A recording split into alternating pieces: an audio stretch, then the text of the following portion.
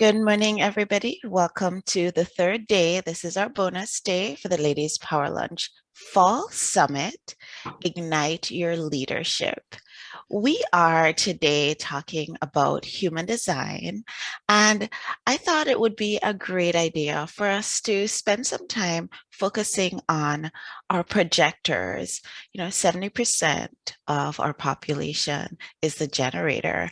And so when we talk a lot of the time in generalities, we tend to forget our projectors and we tend to forget our reflectors. And so we want to make sure that we bring everybody in the fold. We want to bring in our manifestors. We want to bring in our reflectors. We want to bring in our projectors. And so today we want to have a really wonderful day talking with some of the projectors in the room who are here to be guides.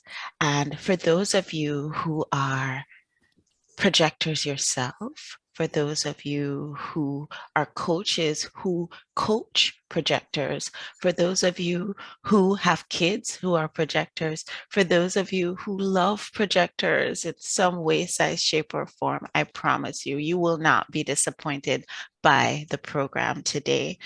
I have to give credit where credit is due.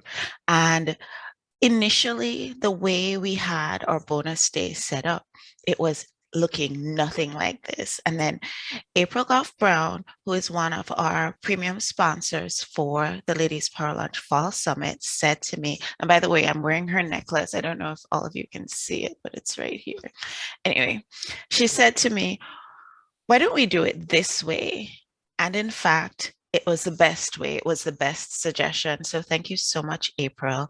And April's going to be our host today, and she's going to kick things off. She is an intuitive guide. She is an oracle. She's a beautiful craftsman, and she's also a certified reader for human design. So April, please take the stage and take us through today. Thank you. Thank you so much, my friend Davia. I'm really excited about this day. When I had mentioned it to our dear Dr. Davia, I'm thinking next year. And she goes, well, we can do it now. So, and it was wonderful. And so I'm very excited about all of the presenters, the speakers that are here today. It's been great to talk with you and just get you here. And so we will just jump in. So this morning we wanted to start with a panel, and we have the four types represented. Christy, you get to represent generators and manifesting generators, sacral folks. And to talk a little bit about leadership in business and as it relates to type. And so let me introduce, at least I see it on my screen. I see Christy Sullivan next to me. She, I know, is a manifesting generator. She is a human design specialist, and she's our self-care guru. She's the one that helps us take care of ourselves no matter what. She is the author of a human design anthology, Stop Working and Start Overflowing, which I thought was really a fabulous book. Good. Jen Jones is a manifester, and she is the go-to person for introverted entrepreneurs and is the author of Entrepreneur Strategies to Build Your Business as an Introverted Entrepreneur. Another fabulous book. And I'm representing the projector. I've been introduced, and Mimi Tran, who is a reflector. And so what we do know is that reflectors make up about 1% of the population. So we have a rare treat here with Mimi. She uses her intuitive abilities to the tech behind 100,000 plus revenue generating digital marketing funnels. So she has to be a genius.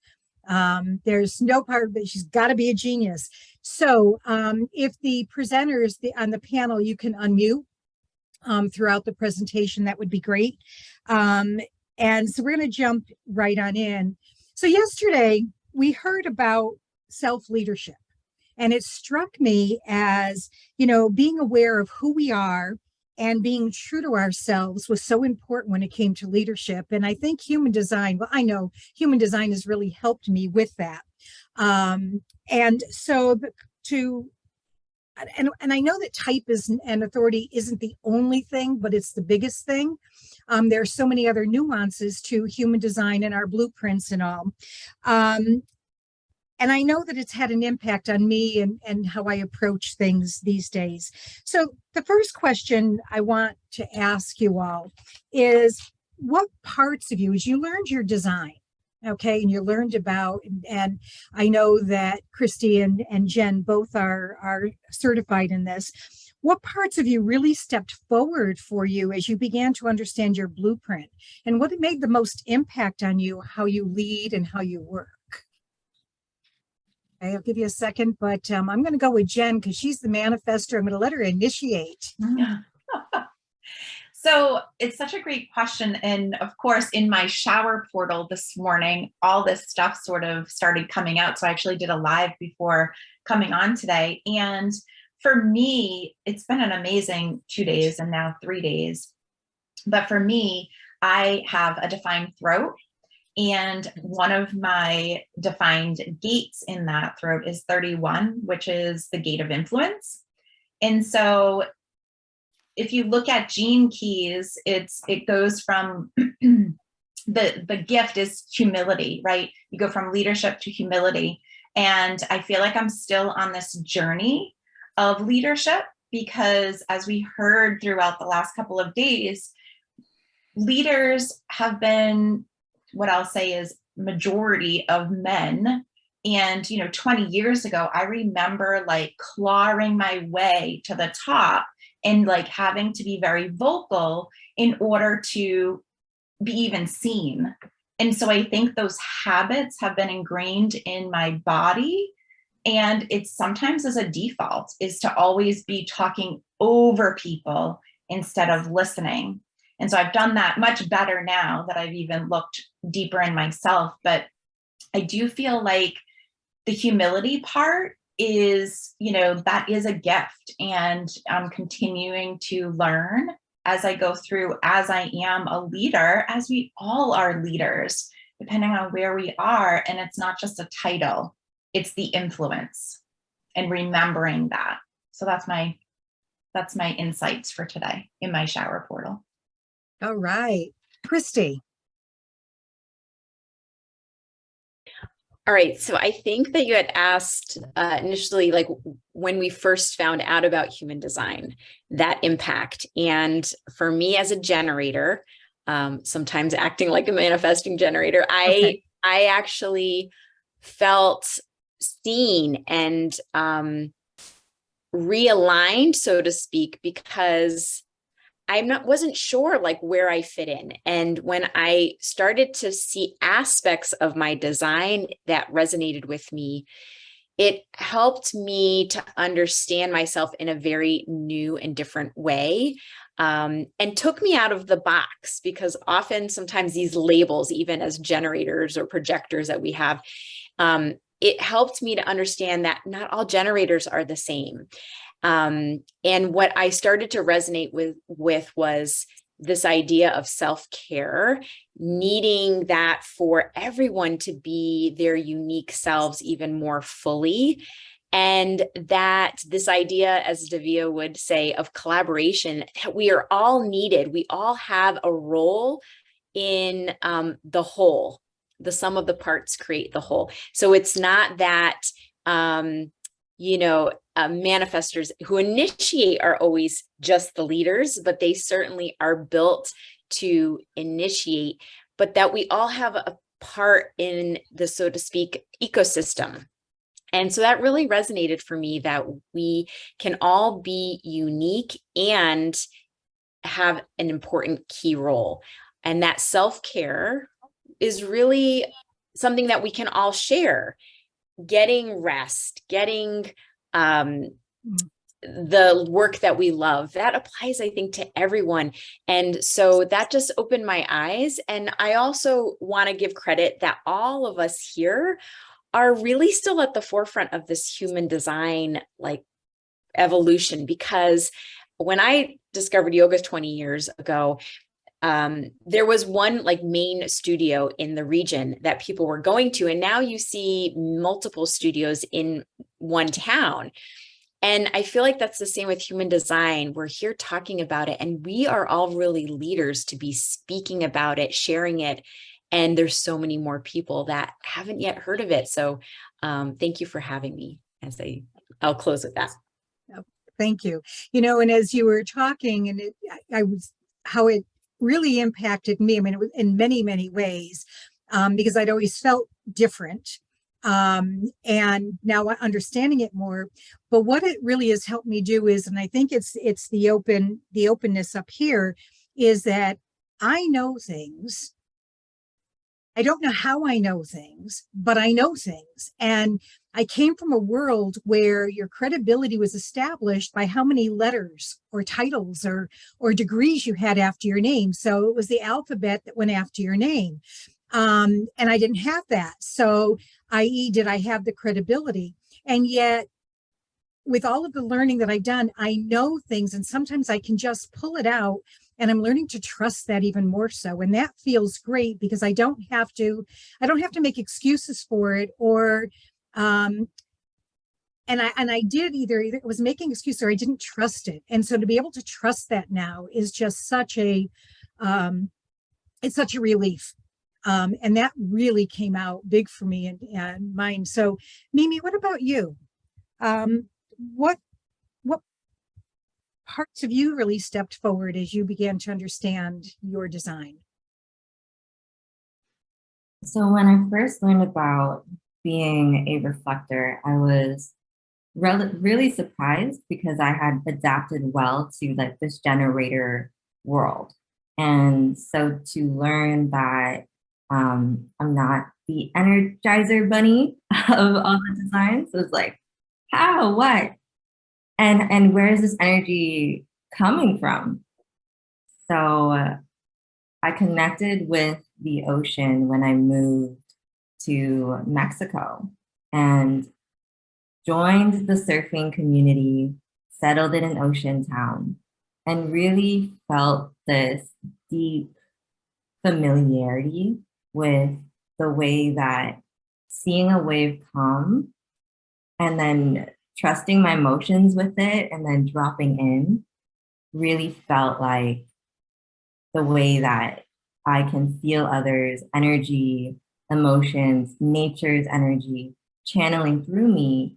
And the moments where I ride that wave and move through is like allowing all of that power to just move through me.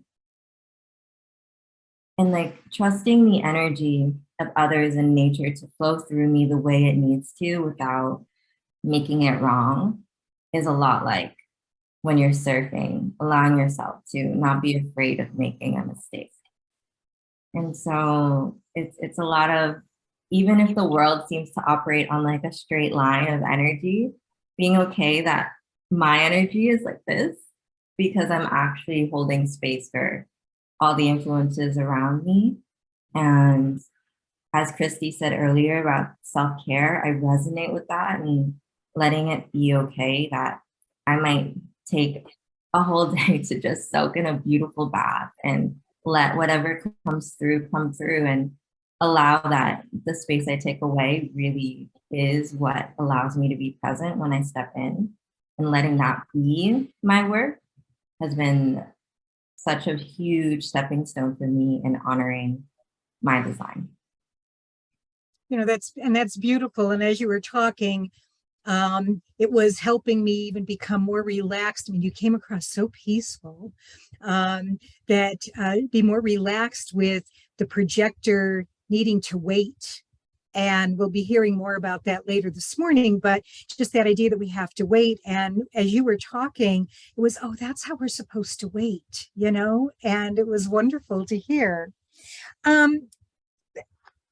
As far as the question is, how do you use your type or your blueprint? Because again, it's more than type in leadership and business. How do you really tap into the strengths of your blueprint? Jen, you want to go there? Yes.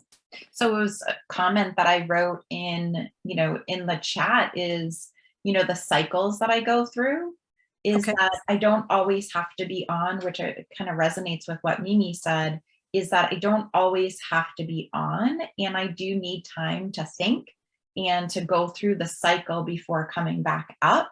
And I can still, during those what I'll call downtime, is I can still support people. It's just not at the level when I'm like on the high end of my cycle.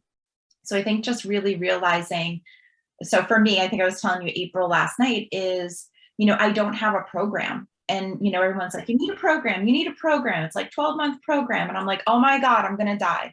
So I have really realized that it's okay to just offer things as I go to settle into my cycle, because I don't know when it's going to like start going down again and coming back up. And if I leave the door open to uncertainty, it actually feels really good.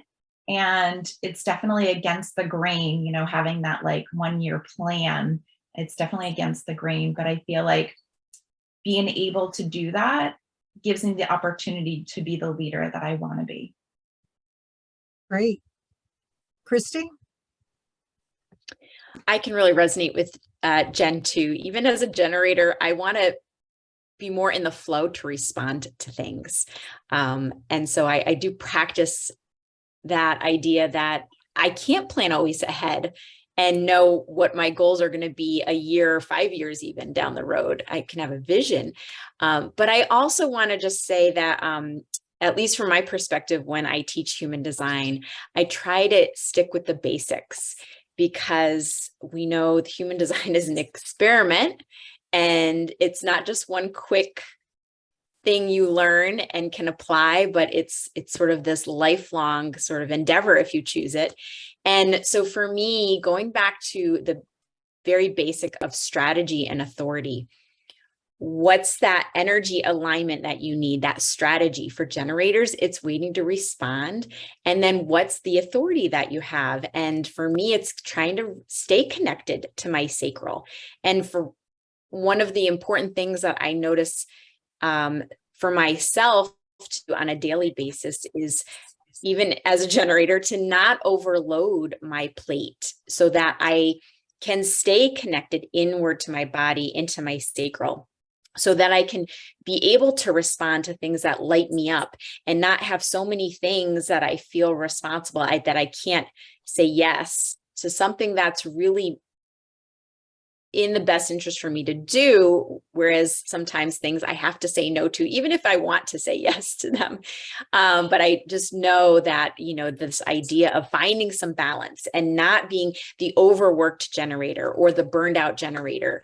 And that's something, just representing the generators again, that we may be told we're Energizer bunnies, but we certainly can be burned out Energizer bunnies very quickly. So that's, again, related to the self-care piece, and just honoring that strategy and authority, I think, is a really basic way for me that I've lived every day.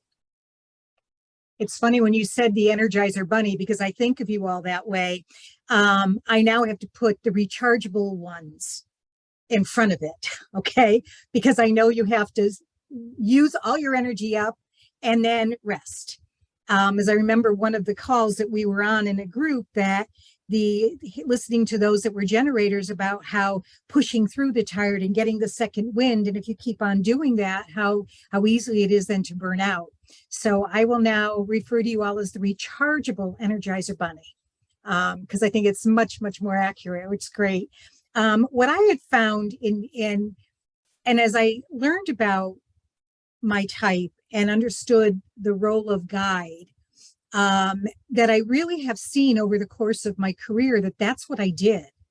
It was finding something, learning about something, finding out where the hole was, and looking at, I could see what the system or the practice needed to be, and then bring it forward. And it really stood out for me in a function that I had. I was the youth services director for the city of Hartford. And at that time, which was a long time ago, youth work was really about recreation. And this new thinking of youth development was emerging.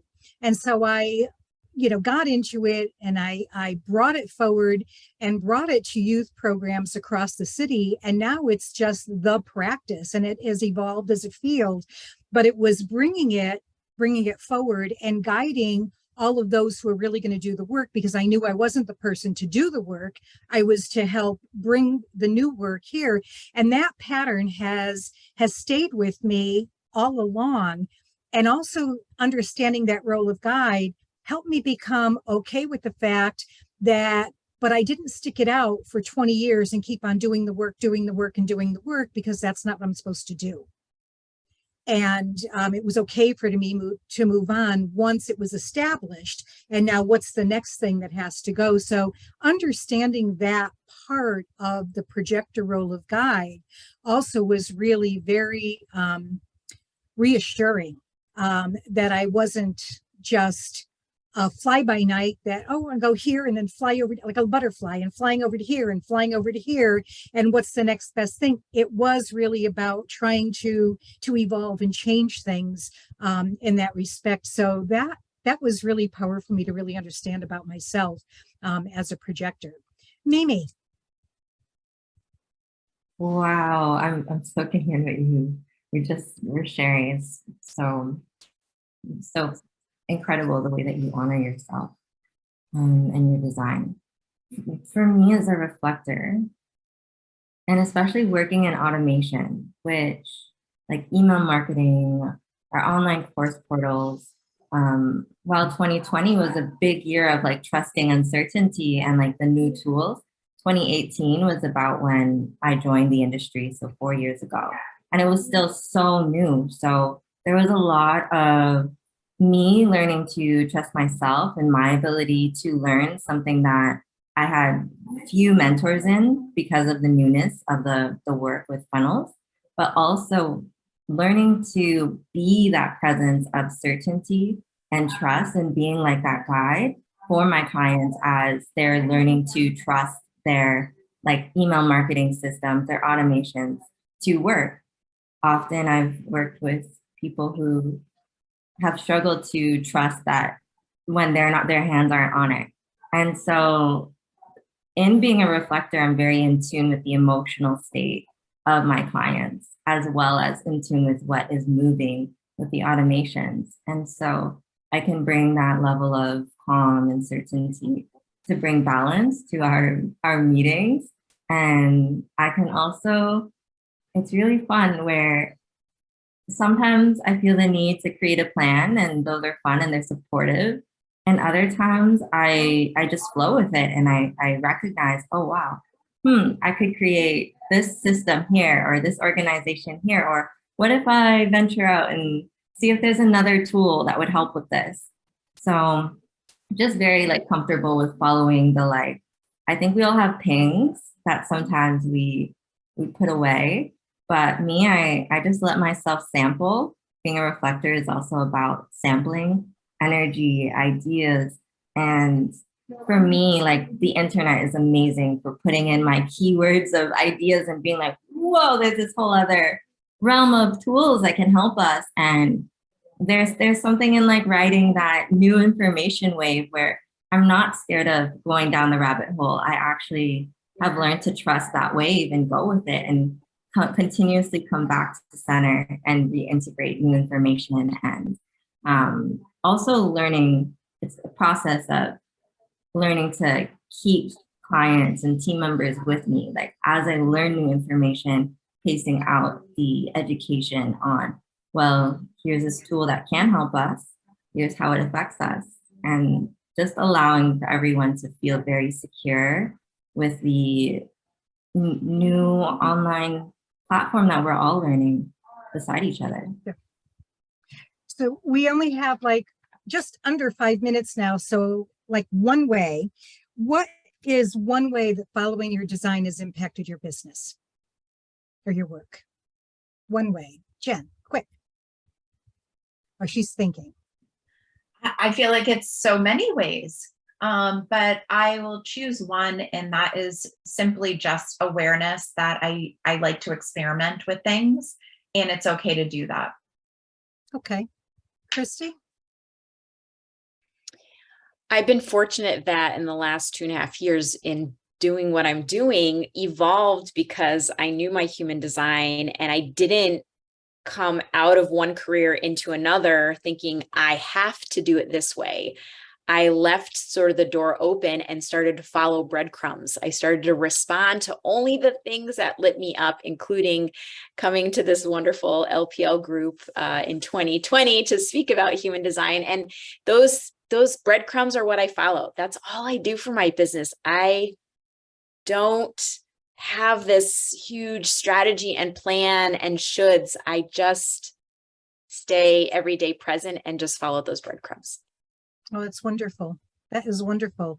I have found, and I don't know how it's going to impact because I'm in transition, but delving into my design, I was actually able to uncover language and realize those are words that I use all the time. So how do I use those words in promoting what I do and in my website? And so we shall see how that impacts, but it was really profound in just switching everything about how I wanted to present myself. Mimi? Reflectors are known for having psychic potential.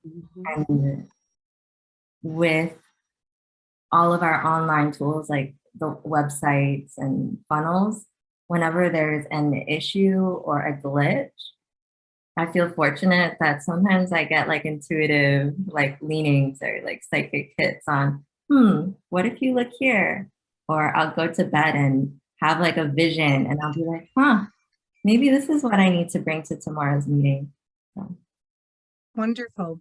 So I know we've got like 2 minutes and in order to wrap up, one of the things that I'm noticing is I've listened to Jen, Christy, and Mimi, and even hearing myself, is that there just is, it's like finding ourselves and like the self-acceptance. And it goes back into that self-leadership introduction and the talk that was yesterday, is that, and when you can have that self-acceptance, I saw each of your, I didn't see my face as much, but I saw both Jen, Christy, and Mimi. There was just this sense of peace and acceptance and, you know, the lowered shoulders and comfort with who you are. And I'm wondering if that's, you know, in understanding our human design deeper, and knowing who we are, that it just allows us to be ourselves and work with the strengths that we have to how business can evolve. And I see there are 62 comments in the chat, and I didn't get a chance to look at almost anything. But if anybody does have, we've got 1 minute. If there's anything else either the panelists want to say or a comment from those of you that are listening in, please feel free to do that. Yes, I would love to take a screenshot photo of all of us. Can we? Oh, Smile. great. All right. 3, 2, 1, smile. Oh, I'll include Shannon. One more. One more. 2, 1, smile. Yay. I'll send it to Davia. Great. Thank you. Thank you for that. And you can share that so that we will have, yes, Dr.